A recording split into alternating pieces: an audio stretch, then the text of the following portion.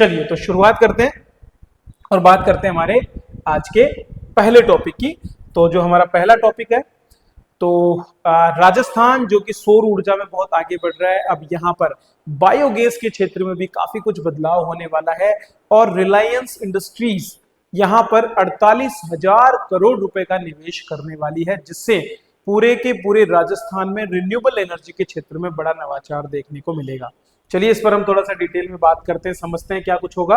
तो रिलायंस समूह ने प्रदेश में 58,000 करोड़ के निवेश करने के साथ ही कंप्रेस्ड बायोगैस का जो है यहाँ पर प्लांट लगाने की बात कही है। दरअसल राजस्थान अक्षय ऊर्जा निगम अब प्रदेश में सोलर और विंड एनर्जी के साथ साथ यह भी प्रयास कर रहा है कि बहुत सी बड़ी मात्रा में जो हमारे पास में जो बायो वेस्ट पैदा होता है उस वेस्ट का प्रयोग करके और एनर्जी में उसे कन्वर्ट किया जाए। तो इसी क्रम में 74,000 करोड़ के यहाँ पर प्रस्ताव आए हैं और इनमें से 58,000 करोड़ रुपए के प्रस्ताव सीधे सीधे किसके लिए होने वाले हैं, आपके रिलायंस समूह के द्वारा। अब इसमें जो है खेतों से प्राप्त होने वाला वेस्ट एक तो उपयोग किया जाएगा और दूसरा जो नेपियर घास होती है जिसको हम हाथी घास बोलते हैं या फिर युगांडा घास बोलते हैं, उसका प्रयोग किया जाएगा।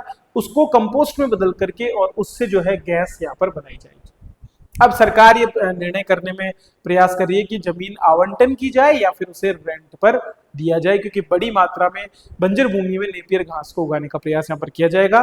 बात करें तो देश में आंध्र प्रदेश पहला राज्य है जिसने नेपियर घास के लिए जमीन रेंटल लीज पर दी है और उसी के अनुरूप उसी को एक तरह से मॉडल मानते हुए और यहाँ पर हम भी प्रयास कर रहे हैं कि हमारे यहाँ पर भी इस सेक्टर में काम हो पाए।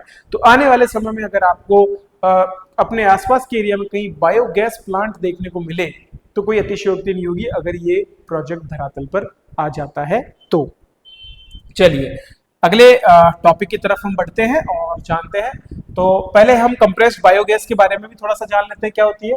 तो एक स्वच्छ और नवीकरणीय ऊर्जा का स्रोत है, ठीक है, जैविक कचरे से या फिर बायो मास जो है उससे उत्पन्न होता है।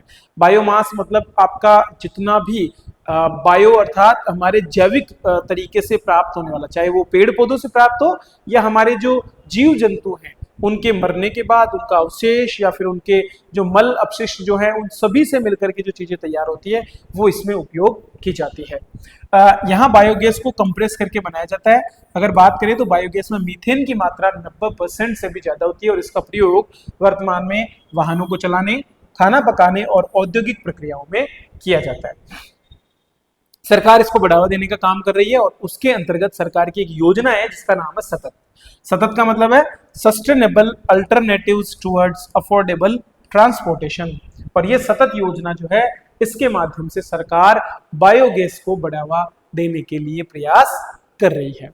क्लियर है? तो ये हो गया हमारा बायोगैस से जुड़ा हुआ एक टॉपिक जो कि आज की हमारी प्रमुख खबर के रूप में हमने इसे सम्मिलित किया है।